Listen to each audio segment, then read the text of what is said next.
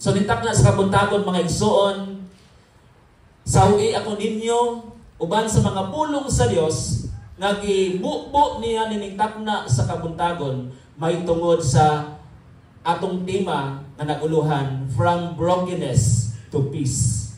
Welcome back to Born to Praise TV channel. We are created to praise and worship God.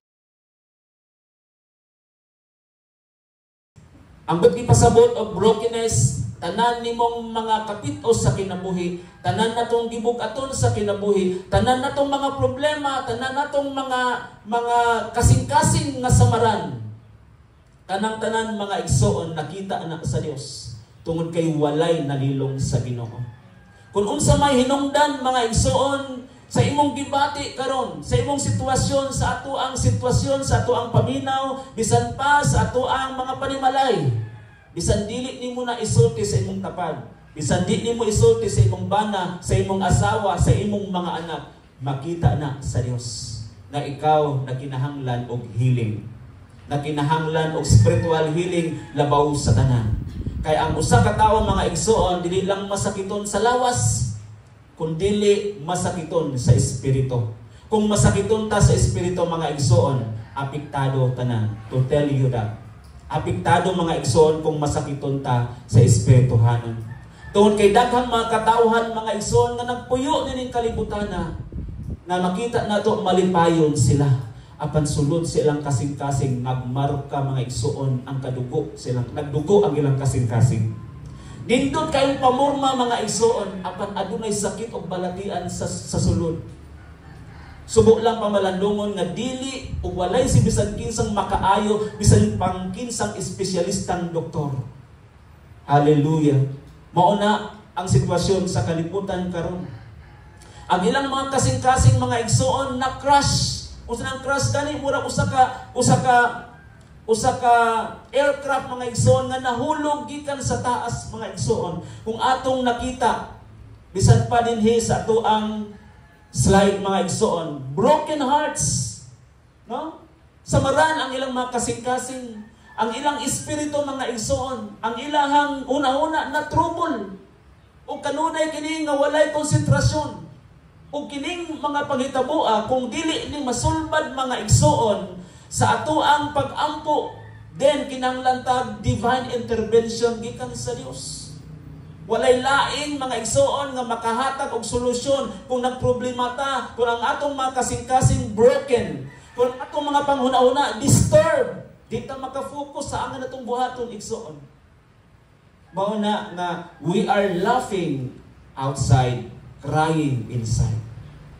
Mao na mga igsoon nga sa atong pagduol dapat dili ta mo stay sa pagduol sa Ginoo, because kung moduol ta sa Dios adunay kaayuhan.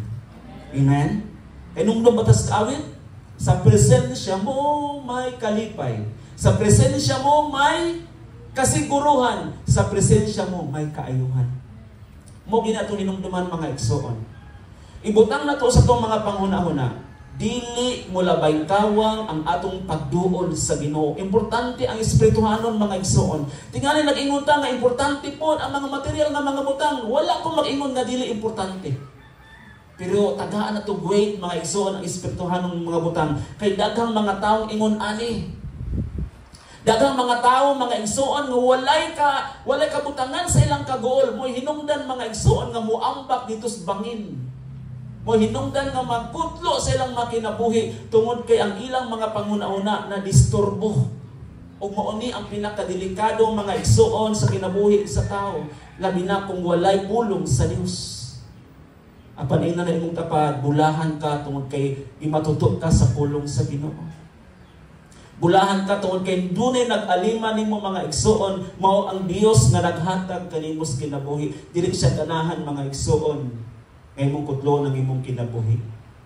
That's why ang topic karon, ang atong tema karon ning takna sa kabuntagon, gikan sa brokenness, gikan sa mga kasing-kasing nga samaran, gikan sa mga frustration, gikan sa mga crash o spirit mga igsoon, ayuhon ta sa Ginoo.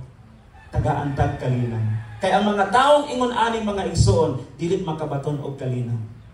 To tell you that pag ang atong espiritu ganit mga igsoon, wala na manso o dili healthy, bisan magpuyo pa ka mga igsoon og mansion, bisan matulog ka mga igsoon og aircon, nindot mga igsoon ang imuhang bed, pero unsaon man ang kanindot sa imong higdaanan kung wa kay kalinaw, di inoon ka katulog. May pa ang CR kay comfort room, makomfort pa ka kung musulod ka dito. Pero kung ang imong kwarto, comfort ka, wa kay kalinaw, ingon ana ang imuhang matagamtaman, dili ug dili ka maka-assured ang magkabatuntag kalinaw mga igsoon. Munang si Propeta Isaiah mga igsoon nag-provide o nag-remind sa matag usa-usa kanato, pinaagid sa gamhanan og balaan nga Dios. Hallelujah. Unsa ingon niya? God does not remain in distance. Dili layo ang Dios mga igsoon, because He provide healing. Because He draws near to the humble. Matod pa sa itong ibasa ganiha. Naa sa versikulo 18.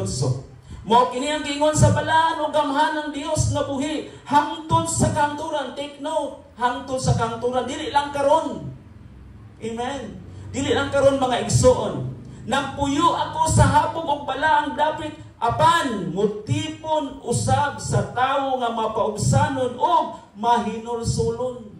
Time to time mga igsoon, let us acknowledge God sa ato ang mga kinabuhi.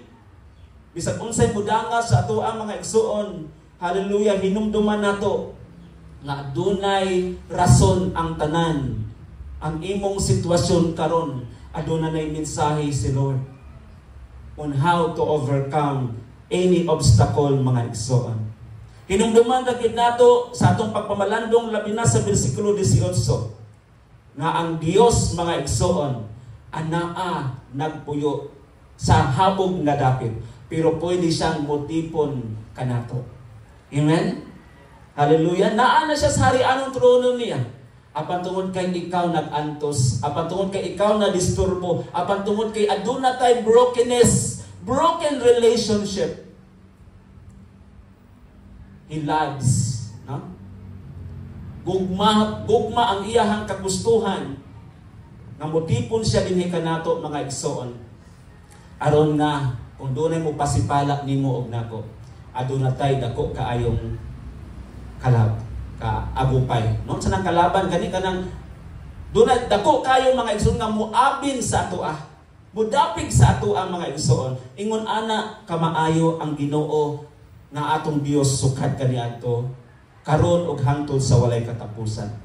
Aduna tay 5 o 3 ka mga puntos mga igsoon mahitungod sa Isaiah chapter 57 15 hangtod sa 19. Unang punto mga igsoon, tungod sa iyahang pagkagamhanan, paghatag kanato mga igsoon og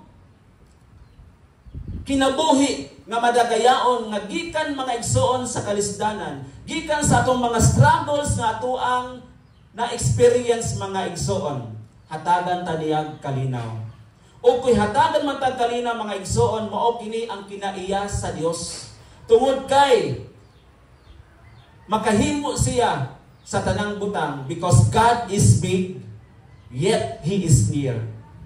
Thanks for watching. Please like, subscribe, and bell all.